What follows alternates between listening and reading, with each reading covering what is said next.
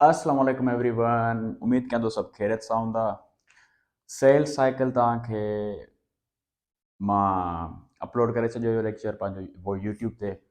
उनजी half clip मूं रखी हुई टिकटॉक ते। अॼु जो पार्ट 2 आहे। असां प्रिपेरेटरी फेस या इंटरफेस खे प्रॉपरली पढ़ियोसीं। अॼु पढ़ंदासीं माइटोटिक फेस खे। यकीन रखो, अगरि तव्हांजो पाण ते यकीन आहे त जेको अॼु असां माइटोसिस सम्झंदासीं, मां गारंटी सां चई सघां थो तव्हांखां कॾहिं कोन विसरंदो। पर उन जे लाइ मुंहिंजे मेथड खां वधीक इंपॉर्टेंस जेका शइ आहे उहा तव्हांजी कंसंट्रेशन आहे एंड इंट्रस्ट टू अंडरस्टैंड आहे। अचो त पंहिंजो नेक्स्ट टॉपिक शुरू कयूं था, सेल डिवीजन जो पार्ट 2, जंहिंमें असां माइटोटिक फेस खे पढ़ंदासीं। Mitotic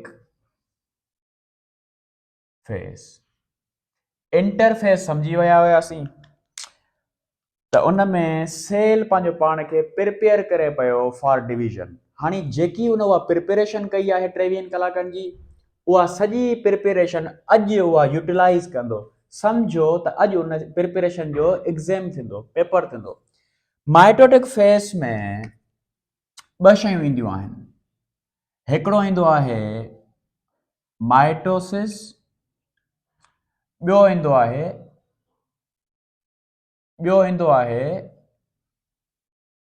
meiosis. ॿिन्हिनि जो कमु अलॻि आहे। जेको मियोसिस आहे उनखे डिटेल सां पढ़ंदासीं।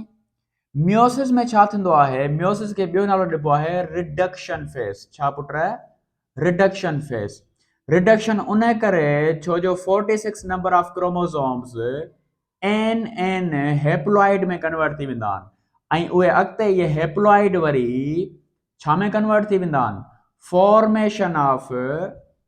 फॉर्मेशन ऑफ गैमेट्स में, माना स्पर्म एंड ओवा जी जेका फॉर्मेशन आहे इंसाननि जे अंदरि, एनिमल्स जे अंदरि, उहा केरु कराईंदो आहे? मियोसिस। ठीकु आहे पुट, इहो अॻिते पढ़ंदासीं। असांजो इहो टॉपिक न आहे, सिर्फ़ु इंट्रोडक्शन जो ॾियणो हुयो। इम्पोर्टेंट जेको टॉपिक आहे असांजो उहो आहे माइटोसिस। सफ़ा इज़ी आहे, सिंपल आहे, हिन में का बि अहिड़ी परेशानी वारी शइ न हूंदी। त अॼु असां पढ़ंदासीं माइटोसिस खे। हाणे माइटोसिस छा आहे पुट?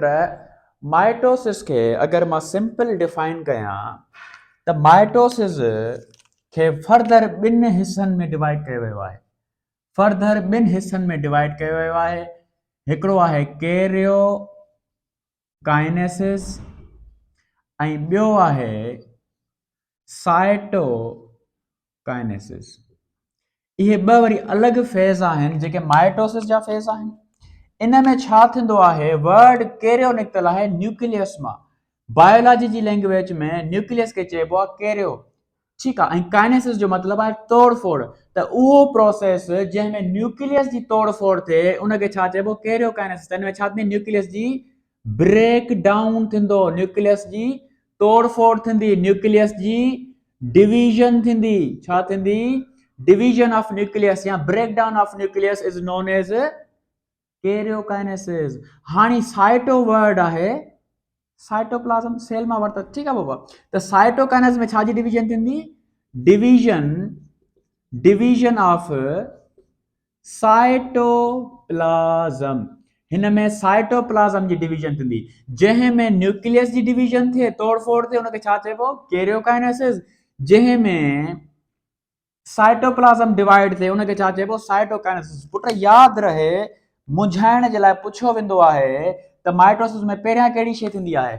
माइटोसिस में पहिरियां थींदी आहे कैरियोकाइनेसिस। पहिरियां न्यूक्लियस डिवाइड थींदो, वञी पोइ साइटोप्लाज्म डिवाइड थींदो। इहा ॻाल्हि तव्हांखे कॉन्सेप्ट में रखणु खपे। ठीकु आहे पुट।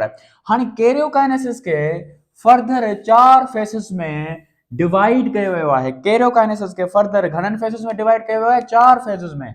नंबर 1 जेको आहे, नंबर 1 आहे प्रोफेस। छा बाबा? नंबर 1 आहे प्रोफेस। नंबर 2 आहे मेटाफेस। नंबर 3 आहे एनाफेस। ठीकु आहे। नंबर 4 आहे टीलोफेस ऐं लास्ट में थींदी छा?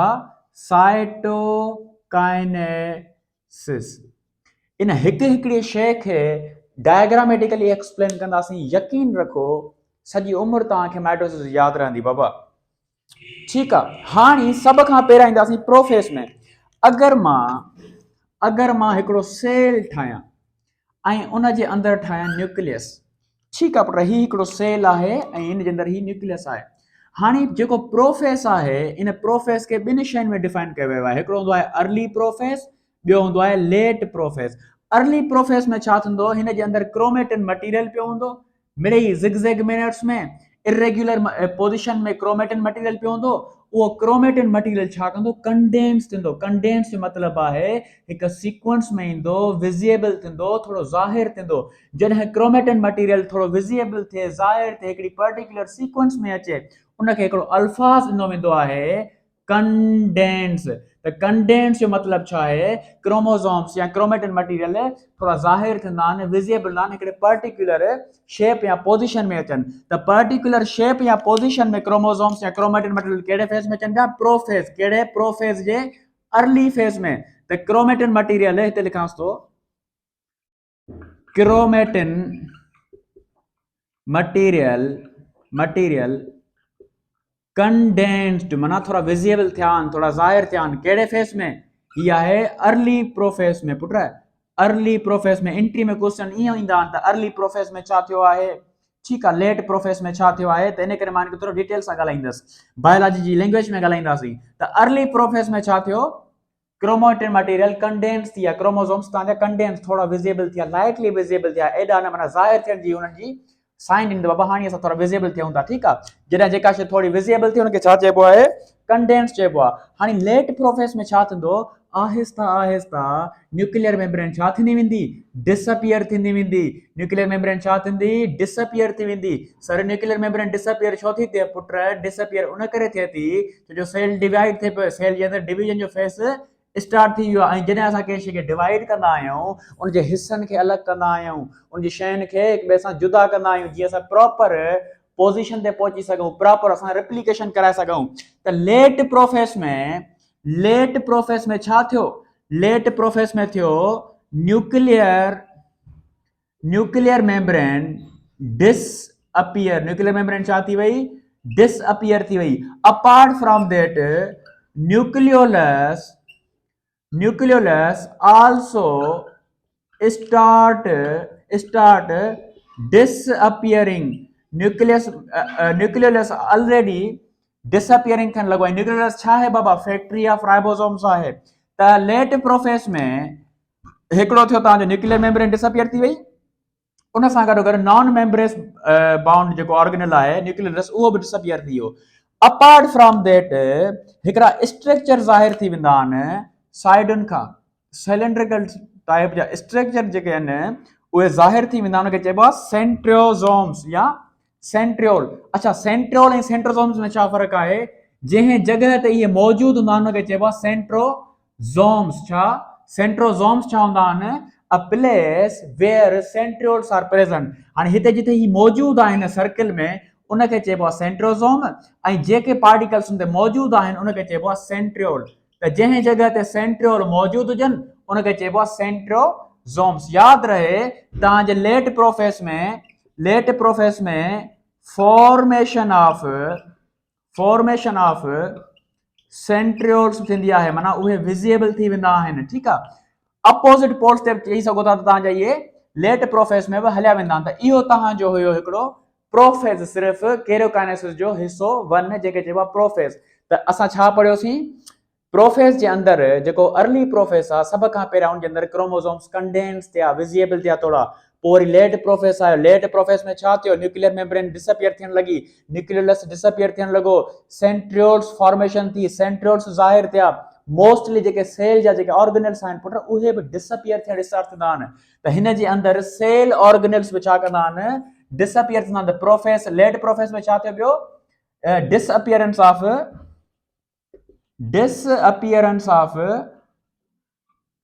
Of sale organelles. छो जो सेल पुट डिवाइड पियो थिए, सेल डिवाइड थींदो त ॿियनि जे ऑर्गेनल्स जहिड़ियूं कॉपीज़ ठाहींदो, कॉपीज़ ठाहिण खां पहिरियां उन्हनि खे डिसअपियर थियणो पवंदो। एतिरी ॻाल्हि क्लियर आहे पुट। इहो सिर्फ़ु ऐं सिर्फ़ु तव्हांजो प्रोफेस हुयो जंहिंखे असां लेट ऐं अर्ली में एक्सप्लेन कयोसीं। उमेद कयां तव्हांखे सम्झ में अची वियो हूंदो, ठीकु आहे बाबा। ताके प्रोफेस समझ में अची वियो। हाणे छा थींदो, हाणे प्रोफेस खां पोइ जॾहिं क्रोमोसोम्स तव्हांजा थोड़ा विज़िएबल थींदा आहिनि, जॾहिं थोड़ा क्रोमोसोम्स विज़िएबल थींदा, जॾहिं छा थींदा, क्रोमोसोम्स विज़िएबल थींदा, न्यूक्लियर मेम्ब्रेन वग़ैरह डिसअपियर थी वई आहे, ही तव्हांजा ही विज़िएबल थी विया, ठीकु आहे पुट, ही विज़िएबल थी विया, ज़ाहिर थी विया। जॾहिं इहे ज़ाहिर थी करे हिकिड़ी पर्टिकुलर पोज़ीशन में अचनि, ज़ाहिर थी करे हिकिड़ी पर्टिकुलर पोज़ीशन में अचनि, सीक्वेंस में अचनि, सेंटर ऑफ सेल में अचनि, सम्झी वञिजो कहिड़ो फेज़ स्टार्ट थी वियो आहे, मेटाफेज़। त मेटाफेज़ में छा थींदो आहे बाबा, मेटाफेज़ में क्रोमोसोम्स जेके आहिनि थोड़ा फर्दर विज़िएबल थी करे सेंटर ऑफ द सेल ते अची वेंदा आहिनि, ऐं सेंटर ऑफ द सेल खे चइबो आहे इक्वेटर प्लेट चइबो आहे। हिन खे मां सेंटर ऑफ सेल चयो थो चवां, छो जो पुट न्यूक्लियर मेम्ब्रेन डिसअपियर थी चुकी आहे, ठीकु आहे पुट। ऐं बिना न्यूक्लियर मेम्ब्रेन जे असां न्यूक्लियस न चवंदा आहियूं, पाण प्रोकैरियोट्स में पढ़ियो हूंदो, माना हींअर प्रॉपर सेल पंहिंजी डिवीजन में अची चुको आहे। जॾहिं बि इहा क्रोमोसोम जी सीक्वेंस ठहे सेंटर ते, प्रॉपर सेंटर ते अचनि, सम्झी वञिजो मेटाफेज़ शुरू थी चुको आहे। यादि रहे मेटाफेज़ उहो फेज़ आहे जंहिंमें क्रोमोसोम्स खे असां बाक़ाइदा पढ़ी सघूं था, क्रोमोसोम्स जी बाक़ाइदा स्टडी थी सघे थी, ऐं हिन में क्रोमोसोम्स बाक़ाइदा ज़ाहिर थी चुका हूंदा आहिनि। इन करे चवंदा आहिनि मेटाफेज़ में असां आराम सां उन्हनि खे स्टडी करे सघूं था, इन्हनि खे काउंट करे सघूं था। उन खां पोइ छा थींदो, जेके सेंट्रियोल्स आहिनि उहे पंहिंजे अंदरां हिकिड़ा नंढा नंढा हेयर लाइक स्ट्रक्चर कढंदा। छा कढंदा बाबा, उहे हेयर लाइक स्ट्रक्चर ॿाहिरि निकिरंदा। इन हेयर लाइक स्ट्रक्चर चइबो आहे एस्टर फाइबर्स। छा पुट, हेयर लाइक स्ट्रक्चर निकिरंदा सेंट्रियोल मां छा निकिरंदा, हेयर लाइक स्ट्रक्चर निकिरंदा। इन हेयर लाइक स्ट्रक्चर चइबो आहे एस्टर फाइबर्स। इहे एस्टर फाइबर्स वरी हिकिड़ा लॉन्ग थ्रेड कढंदा जंहिंखे चइबो आहे स्पेंडल फाइबर्स। उहे स्पेंडल फाइबर्स छा कंदा, ॿिनि अपोज़िट पोल्स मां निकिरी करे क्रोमोसोम्स जे सेंट्रोमर सां अटैच थी वेंदा, उहे स्पेंडल फाइबर्स जेके क्रोमोसोम जे सेंटर सां अटैच थिया आहिनि, अहिड़नि खे चइबो आहे डिसकंटिन्यूअस स्पेंडल फाइबर्स। माना उहे स्पेंडल फाइबर्स जेके वञी करे सेंट्रोमर जे क्रोमोसोम जे सेंट्रोमर सां अटैच थी विया आहिनि, अहिड़े क्रोमोसोम्स खे छा चइबो आहे, डिसकंटिन्यूअस स्पेंडल फाइबर्स। कुझु वरी ओवरऑल क्रॉस कंदा, डायरेक्ट वञी अपोजिट पोल जे ॿिए सेंट्रोल सां वञी मिलंदा, अहिड़े खे चइबो आहे कंटिन्यूअस स्पेंडल फाइबर। सर कहिड़ी शइ आहे सेंट्रोमर वटि जेका इन्हनि खे अटैच कराइण में हेल्प करदी, पुट पाण पढ़ियोसीं काइनेटोकोर प्रोटीन। उहो काइनेटोकोर प्रोटीन सां ई तव्हांजा स्पेंडल फाइबर्स अटैच थी वेंदा आहिनि। यादि रहे हिन में सिर्फ़ु अटैच थींदा आहिनि, सिर्फ़ु अटैच थींदा आहिनि, ॿियो कमु न आहे थींदो। हिन में सीक्वेंस में अची वेंदा आहिनि, प्रॉपर इक्वेटर प्लेट ते अची वेंदा आहिनि। इनखे मेटाफेज़िक प्लेट बि चइबो आहे, इक्वेटर प्लेट बि चइबो आहे, सेल प्लेट बि चइबो आहे, ठीकु आहे। इहे जॾहिं इक्वल सेल जी प्लेट ते अचनि, सेंटर ते अची वञनि, इन फेज़ खे छा चइबो, मेटाफेज़। इन में वरी एस्टर फाइबर्स जी फॉर्मेशन थींदी आहे, स्पेंडल फाइबर्स जी फॉर्मेशन थींदी आहे, जेके फाइबर्स डायरेक्टली हिक ॿिए सां सेंट्रियोल जे हिक ॿिए सां डायरेक्ट मिलनि था, अहिड़नि खे चइबो कंटिन्यूअस। पर जेके विच में अची करे सेंट्रोमर सां मिलनि था, अहिड़नि खे चइबो डिसकंटिन्यूअस स्पेंडल फाइबर्स। उमेद कयां तव्हांजो मेटाफेज़ क्लियर थी वियो हूंदो बाबा। त मेटाफेज़ में छा पढ़ियोसीं, formation of aster fibers, formation of spindle fibers, ठीक है, attachment of spindle fibers with centromer. Apart from that, chromosome become more condensed and came at the center of cell in an equator plate. That is your metaphase. तांजो metaphase इते खत्म थियो, पाण सफ़ा easy हाणे पाण ईंदासीं एनाफेज़ ते। उमेद कयां थो तव्हांखे मेटाफेज़ सम्झ में अची वेंदो बाबा। हाणे पाण ॻाल्हाईंदासीं एनाफेज़ ते। एनाफेज़ सभिनि खां सफ़ा इजी ऐं आसान आहे, इन में का बि जेका ॻाल्हि आहे ॾुखी न आहे जेका तव्हांखे मुश्किल लॻे। हाणे एनाफेज़ में छा थींदो आहे, मेटाफेज़ में जेके इक्वेटर प्लेट ते आया हुया, ठीकु आहे, हिते स्पेंडल फाइबर्स हितां निकिरी अची विया हुया, ठीकु आहे पुट, स्पेंडल फाइबर्स हितां निकिरी आया हुया, ठीकु आहे। ऐं जेके शयूं सेंटर ते क्रोमोसोम्स मौजूदु हुया, स्पेंडल फाइबर्स सां मेटाफेज़ में अटैच थी विया हुया, ठीकु आहे पुट, छा थी विया हुया, स्पेंडल फाइबर्स मेटाफेज़ में अटैच थी विया हुया। हाणे इहे स्पेंडल फाइबर्स छा कंदा, इन क्रोमोसोम्स खे अपोजिट पोल ते स्प्लिट कंदा। त क्रोमोसोम्स जे अंदरि विच ते जेको सेंट्रोमर आहे उहो ब्रेक डाउन थी वेंदो, ऐं जेको क्रोमोसोम आहे उहो ॿिनि क्रोमेटिड्स में कन्वर्ट थी वेंदो ऐं साइड ते ॿिनि अपोज़िट पोल्स ते हलियो वेंदो। माना हीउ जेको क्रोमोसोम आहे हेॾां वारो जेको क्रोमेटिड आहे हेॾां हलियो वेंदो ऐं हेॾां वारो जेको क्रोमेटिड आहे उहो हेॾे हलियो वेंदो। माना जेको क्रोमोसोम आहे उहो टुटी पवंदो, हुनजो सेंट्रोमर टुटी पवंदो by the force of spindle fibres ऐं जेके क्रोमेटिड्स आहिनि उहे अपोज़िट पोल हलिया वेंदा। जॾहिं इहे क्रोमेटिड्स अपोज़िट पोल हलिया वेंदा सम्झी वञिजो इहो तव्हांजो एनाफेस आहे। त एनाफेस में छा थियो? split of chromosome into chromatids by the help of spindle fibers। Spindle fibers जी मदद सां जॾहिं क्रोमोसोम जे सेंट्रोमर खे तोड़े करे ॿिनि क्रोमेटिड्स खे अपोज़िट पोल ते ट्रांसफर कयो वेंदो, इन माइटोसिस जे फेस खे छा चइबो? एनाफेस। छा पुट ही कहिड़ो फेस आहे? एनाफेस। तव्हांखे डायग्राम्स बि ॾिया वेंदा आहिनि, डायग्राम जे हिसाब सां एमसीक्यूस ॾिया वेंदा आहिनि त क्रोमोसोम्स अपोज़िट पोल ते वञनि पिया, इहो कहिड़ो फेस आहे? त तव्हां डायग्राम्स ते फोकस लाज़मी कजो, ठीकु आहे बाबा। हाणे जॾहिं ही अपोज़िट पोल्स ते हलिया वेंदा, अपोज़िट पोल ते हलिया वेंदा त उते वञी करे ही पाण में क्रोमेटिड्स मिली वेंदा बाबा। जो तव्हांखे ख़बर आहे माइटोसिस में नंबर ऑफ क्रोमोसोम सेम हूंदो आहे। क्रोमोसोम में डिवीजन खां पोइ या पहिरियां का बि हेराफेरी न आहे थींदी, नंबर ऑफ क्रोमोसोम सेम हूंदो आहे। जॾहिं ही अपोज़िट पोल ते हलिया वेंदा, थोरो हिनखे सम्झाइण जे लाइ डिटेल में थोरो वञिणो पवंदो। हाणे ही छा थींदो? हेॾा कुझु क्रोमोसोम्स हेॾे हलिया विया, कुझु क्रोमेटिड्स हेॾे हलिया विया। हाणे इहे क्रोमेटिड्स ही पाण में मिली करे अपोज़िट पोल्स ते हलिया वेंदा। हाणे जॾहिं क्रोमेटिड्स अपोज़िट पोल ते हली वञनि ऐं हर शइ रीअपियर थिए जेका प्रोफेस में गायब थी वई हुई। न्यूक्लियस गायब थी वियो हुयो, उहो रीअपियर थींदो। न्यूक्लियर मेम्ब्रेन गायब थी वई हुई, उहा रीअपियर थींदी। सेल ऑर्गेनल गायब थी विया हुआ, उहे रीअपियर थींदा। जेके जेके शयूं प्रोफेस में थियूं हुयूं उहे सभु शयूं हिते उनजे अपोज़िट थींदियूं। जॾहिं उहे सभु शयूं प्रोफेस वारियूं हिन जे अपोज़िट थियनि त सम्झी वञिजो असां कहिड़े फेस में आहियूं? टीलोफेस में। टीलोफेस में छा थींदो आहे? उहे सभु शयूं रीअपियर थींदियूं आहिनि जेके प्रोफेस में गायब थी वयूं हुयूं, डिसअपियर थी वयूं हुयूं। जॾहिं उहे सभु शयूं रीअपियर थी वञनि सम्झी वञिजो उहो छा आहे? तव्हांजो नालो छा आहे? टीलोफेस आहे। हाणे न्यूक्लियर मेम्ब्रेन डिसअपियर थी वई हुई, उहा वरासर अची वेंदी। ठीकु आहे बाबा। ऑर्गेनल्स वरासर अची वेंदा, तव्हांजा न्यूक्लियस वरासर अची वेंदो, तव्हांजा क्रोमोसोम्स डीकंडेंस थी वेंदा। इहा पॉइंट लाज़मी यादि रखिजो त क्रोमोसोम्स बिकम डीकंडेंस, जो प्रोफेस में उहे कंडेंस थी विया हुया। ठीकु आहे पुट। हाणे जॾहिं टीलोफेस जे अंदरि वरी क्रोमोसोम्स पाण में मिली वेंदा, क्रोमेटिड्स मिली करे क्रोमोसोम्स ठही वेंदा, ठीकु आहे, ऐं इक्वल नंबर में डिवाइड थी वेंदा त उन्हनि जे अंदरि हाणे साइटोप्लाज़म ही सॼो माना साइटोप्लाज़म आहे। इहो साइटोप्लाज़म छा कंदो? सर्टेन एंजाइम्स जी मदद सां इनखे छा कंदो? डिवाइड कंदो। जॾहिं इहे कुझु एंजाइम्स हिन साइटोप्लाज़म खे डिवाइड कंदा त असां डिवीजन ऑफ साइटोप्लाज़म छा पढ़ियो हुयोसीं? साइटोकाइनेसिस।